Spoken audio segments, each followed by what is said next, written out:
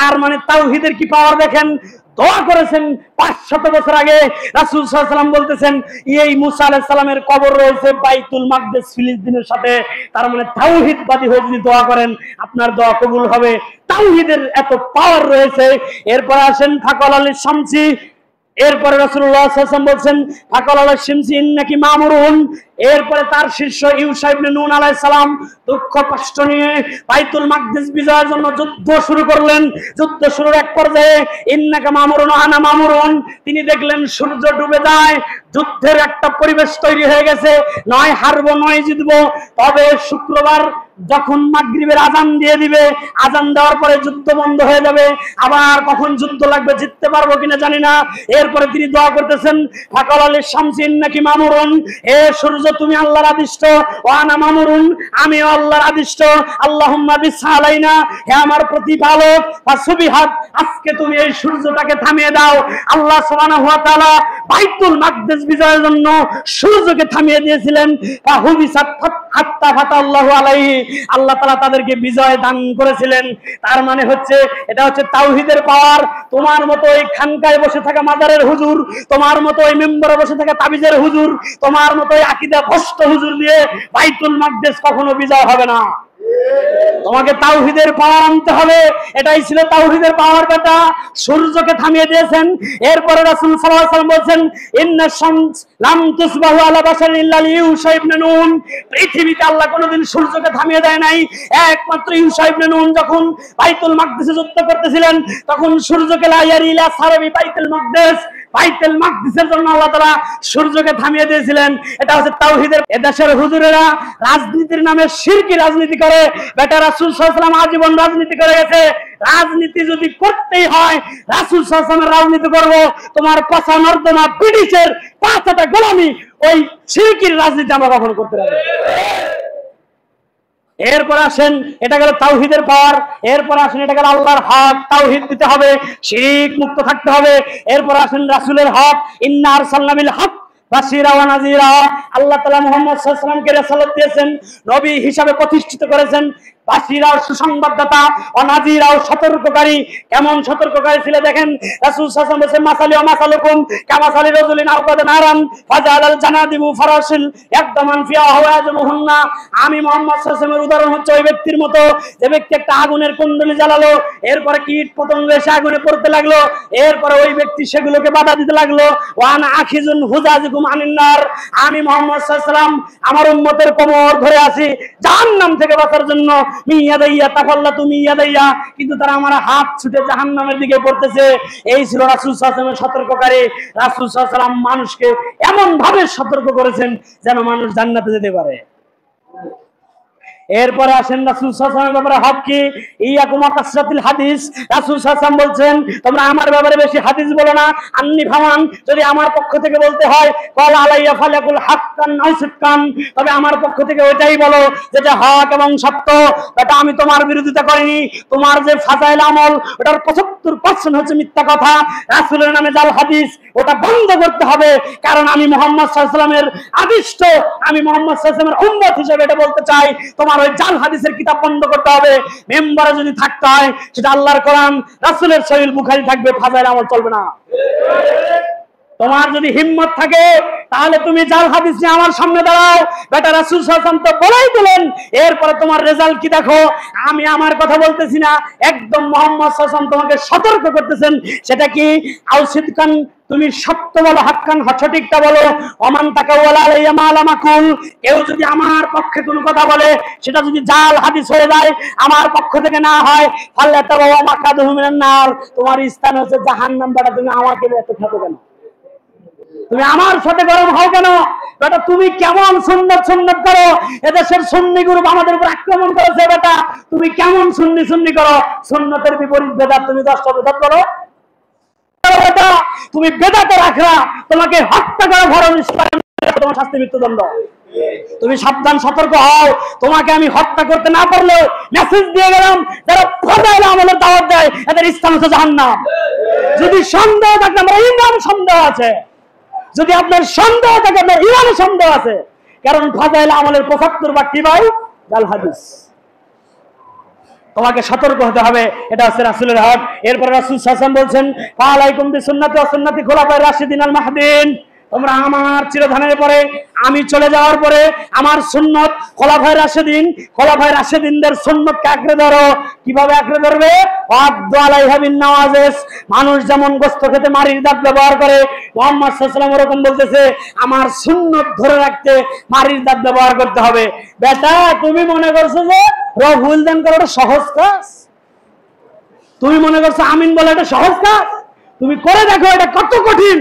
সমাজে তুমি টিকতেই পারবে না, এত সহজ নয় সুন্নত ধরে রাখা। রাসূল সাল্লাল্লাহু আলাইহি ওয়াসাল্লাম এই কথা কেন বললেন? ওয়াদু আলাইহা বিন নওয়াজিস, মারির দাঁত দিয়ে আঁকড়ে ধরো। বেটা, তুমি সুন্নত বেদাত নিয়ে কৌশল করো, হিকমা করো, তোমার হিকমার কোনো মূল্য নাই। তোমাকে বুঝতে হবে কোরআন এবং হাদিস। এরপরে রাসূল সাল্লাল্লাহু আলাইহি ওয়াসাল্লাম বলেন, ওয়াইয়াকুম মুহদাসাতিল উমুর, তোমরা শরীয়তের ভিতরে নতুন আমল তৈরি করো না। ফাইন্না কুল্লা মুহদাসাতিন বিদআহ, শরীয়তের ভিতরে নতুন আমল যেটা চালু হবে সেটার নাম কি? রাসূল সাল্লাল্লাহু আলাইহি ওয়াসাল্লাম কি বলতেছে? এটা কি আমার ভাষা? এটা তুমি আরবি ইবারত করো, এখানে বেদাতি লেখা আছে, অন্য কিছু লেখা নাই। তো তুমি কেমন সুন্নি যে তোমার কাছে কোনো বেদাত নাই, সব বেদাত সুন্নত হয়ে গেছে?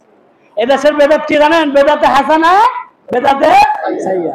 বেটা, কুল্লু বেদাতিন দালালা, বেদাতকে তুমি যত ভাগেই ভাগ করো, প্রত্যেক বেদাতি পথভ্রষ্ট। ওয়াকুল্লু দালালাতিন ফিন্নার, প্রত্যেক বেদাতের স্থান কোথায়? তুমি রাসূলের সাথে টিকো, যুদ্ধ করলে মুহাম্মদ সাল্লাল্লাহু আলাইহি ওয়াসাল্লামের সাথে করো। এটা তোমার সাহস থাকলে, এটা আবু দাউদের 4552 নম্বর হাদিস, ইসলামিক ফাউন্ডেশন। তুমি হাদিসে লাল কালি মারো, তুমি আমার সাথে বিতর্ক করবে না। এখানে আমি দাঁড়িয়েছি তোমাকে সত্যটা বলার জন্যই। এখানে আমি তোমাকে ধর্মের নামে বোকামি করে পরকাল হারাতে চাই, আমি জান্নাতে যেতে চাই। এরপরে এভাবে আমাদেরকে বেদাত থেকে মুক্ত হতে হবে। এরপরে আসেন ইসলামের হক। আমি যে কথা বলেছিলাম, 3টা হক যখন আপনি বুঝিয়ে দিবেন, আল্লাহ তাআলা আপনাকে গোটা পৃথিবীর দাসত্ব থেকে মুক্তি দিবে। তার ভিতরে একটা হক হচ্ছে আল্লাহর হক। 2 নম্বর যেটা বলছি সেটা আল্লাহর হক কি? তাওহীদ। তাওহীদের বিপরীত কি? শিরক। শিরকের বিপরীত কি? বিরোধিতা। এই যে 6টা পয়েন্ট আছে, 3টা হচ্ছে আপনাকে মানতে হবে, গ্রহণ করতে হবে, 3টা আপনাকে কি করতে হবে? বর্জন করতে হবে। এই 6টা অপশন খুব ভালো করে বুঝেন। এরপরে রাসূলুল্লাহ সাল্লাল্লাহু আলাইহি ওয়াসাল্লাম বলতেছেন, দেখেন আল্লাহ কি বলতেছে, ওয়াল্লাযী আরসালা রাসূলাহু বিল হুদা ওয়া দীনিল হক, আমি মুহাম্মদ সাল্লাল্লাহু আলাইহি ওয়াসাল্লামের কাছে যেই দ্বীনে হক পাঠিয়েছি, লিউজহিরাহু, প্রতিষ্ঠিত করার জন্য, আলা দ্বীনি কুল্লিহি, যত ধর্ম রয়েছে, যত মতবাদ রয়েছে, সকল মতবাদের উপরে ইসলামকে প্রতিষ্ঠিত করার জন্যই নবী এবং রাসূল পাঠিয়েছি। তাহলে পৃথিবীতে একমাত্র কি প্রতিষ্ঠিত হবে? ইসলাম প্রতিষ্ঠিত হবে। দ্বীনুল হক, ইন্নাদ দ্বীন ইনদাল্লাহিল ইসলাম। দ্বীনে হক বলতে আল্লাহ যেটা বুঝিয়েছেন সেটা হচ্ছে ইসলাম, সেটা জামাত ইসলাম নয়। শব্দ চেঞ্জ করে দল তৈরি করা, এটা কত বড় অপরাধ। আমি আসতেছি, দেখেন রাসূল সাল্লাল্লাহু আলাইহি ওয়াসাল্লামের পরে বলতেছেন, আলা দ্বীনি কুল্লিহি ওয়ালাউ কারিহাল মুশরিকুন। তবে ইসলাম হচ্ছে এমন, এটা যখন প্রতিষ্ঠিত করতে যাবেন, মুশরিকরা কখনো প্রতিষ্ঠিত হতে দিবে না। ইসলাম প্রতিষ্ঠিত হোক, এটা সবচেয়ে অপছন্দ করে কারা?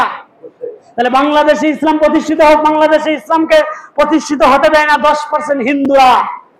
তুমি কেমন জামাত ইসলাম করো বেটা? তুমি যেই জামাত ইসলাম করো, সেই জামাত ইসলামের রুকুন হচ্ছে হিন্দু। তুমি কান খুলে শুনে নাও, তুমি আবার লেখাপড়া শুরু করো। আল্লাহ বলছেন এমন একটা দিন ইসলাম আমি প্রতিষ্ঠিত করব, ওয়ালাউ কারিহাল মুশরিকুন, যেটা মুশরিকরা কি করে? অপছন্দ করে। আর তুমি জামাত ইসলাম হিন্দুকে রুকুন বানাইছো, ওটা জামাত ইসলাম বেটা, ওটা ইসলাম। ত্যাগ করতে হবে, সংশোধন হতে হবে। এটা কোরআনের আয়াত। তোমার যদি ক্ষমতা থাকে এটা খণ্ডন করিও। আল্লাহ বলছেন ইসলাম হচ্ছে এমন, এটা হিন্দুরা পছন্দ করবে না, ইহুদিরা পছন্দ করবে না, খ্রিস্টানেরা পছন্দ করবে না। তুমি কি ইসলাম মানো যেটা রুকুন হয়েছে জামাত ইসলাম? বাংলাদেশে জামাত ইসলাম নমিনেশন নিয়েছে 30% নারী নেতৃত্ব। সফলতার দ্বারকাণ্ড পৌঁছাও বেটা, তুমি ইসলামী নিয়ম নীতি বুঝো। রাসূল সাল্লাল্লাহু আলাইহি ওয়াসাল্লামকে কিসরার পারস্য সাম্রাজ্যের মহিলাদের ব্যাপারে বলা হয়েছিল যে কিসরার পারস্য সম্রাট একজন মেয়েকে প্রেসিডেন্ট হিসাবে গ্রহণ করা হয়েছে। রাসূল সাল্লাল্লাহু আলাইহি ওয়াসাল্লামের ভাষাটা কি ছিল? রাসূল সাল্লাল্লাহু আলাইহি ওয়াসাল্লামের ভাষা ছিল, লান তুফলিহা কওমুন, ওই জাতি কখনো সফলতা পাবে না যেই জাতি। কোরআন হাদিস বোঝার চেষ্টা করো। ইসলাম, রাসূল সাল্লাল্লাহু আলাইহি ওয়াসাল্লামের স্ত্রী আয়েশা রাদিয়াল্লাহু আনহার জ্ঞান কম ছিল? নেতৃত্ব পাইছে? বাস্তব প্রেক্ষাপট তোমরাই তো বলো। মদিনার সনদ, সাহাবায়ে কেরাম, কোন সাহাবায়ে কেরাম হিন্দুদের সাথে মিলে ভোট দিয়ে ইসলাম কায়েমের কথা বলেছে? তোমার লজ্জা থাকা উচিত। বেহায়ের পরিচয় দেবে না তুমি, তোমাকে জ্ঞান অর্জন করে কথা বলতে হবে। এরপরে আল্লাহ তাআলা বলছেন, দেখেন, ইন্নাদ-দীন ইনদাল্লাহিল ইসলাম, আল্লাহর কাছে মনোনীত দিন ধর্ম কি? তা আপনি কোরআনের আয়াতে এখানে লেখেন জামাত ইসলাম, তার একজনকে বলেন যে তুমি লেখো খেলাফত ইসলাম।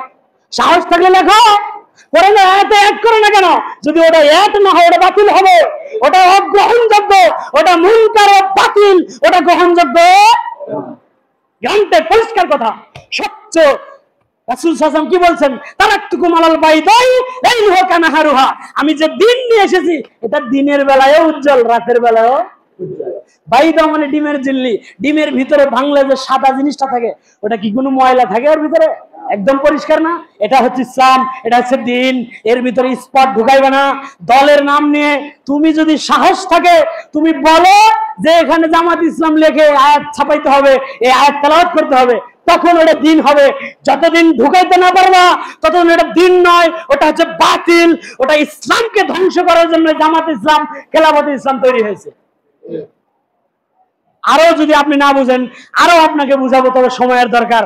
এরপরে আসেন, আমি যেটা বলতেছিলাম সেটা হচ্ছে ইসলামের দল তৈরি করা কত বড় অপরাধ। এই বিষয়টা, এটা হচ্ছে ইসলামের হক। ইসলামী জীবন বিধান মানা, ইসলামের বিভক্তি বন্ধ করাই হচ্ছে ইসলামের হক। ইসলামের হক কি? সাহাবায়ে কেরাম কয় দলে বিভক্ত হয়েছিল? তারা আরবি ওয়ার্ড বুঝতো না, তারা আরবি ওয়ার্ড বুঝতো না, তো তারা একটা জামাত ইসলাম বানাইলে তো হতো। তারা বানাইলো না কেন? কারণ তারা এখনো যাবেন, স্বর্ণ অক্ষরে লেখা আছে সৌদি আরবে একটা হাদিস, আমি হাদিসের অনুবাদ করি। সৌদি আরবে রাজতন্ত্র, আমি আপনাকে রাজতন্ত্রের দাওয়াত দেইনি, তবে যেটা বুঝাতে চাচ্ছি সেটা হচ্ছে ওই জায়গায় গণতন্ত্র চলে না কেন? ওই জায়গায় স্বর্ণ অক্ষরে একটা হাদিস লেখা আছে। আর ফাররা রাদিয়াল্লাহু থেকে বর্ণিত সহিহুল মুসলিম 4645 নম্বর হাদিস, মান আতাকুম আমরুকুম জানিউন আলা রাজুলিন ওয়াহিদ, যখন কোন জাতি একজন নেতার মাধ্যমে ঐক্যবদ্ধ থাকে, আর একটা ব্যক্তি যদি একটা দল তৈরি করে ওই জামাতকে বিভক্তি করে ফেলে, ফাকতুলুহু, মৃত্যুদণ্ড।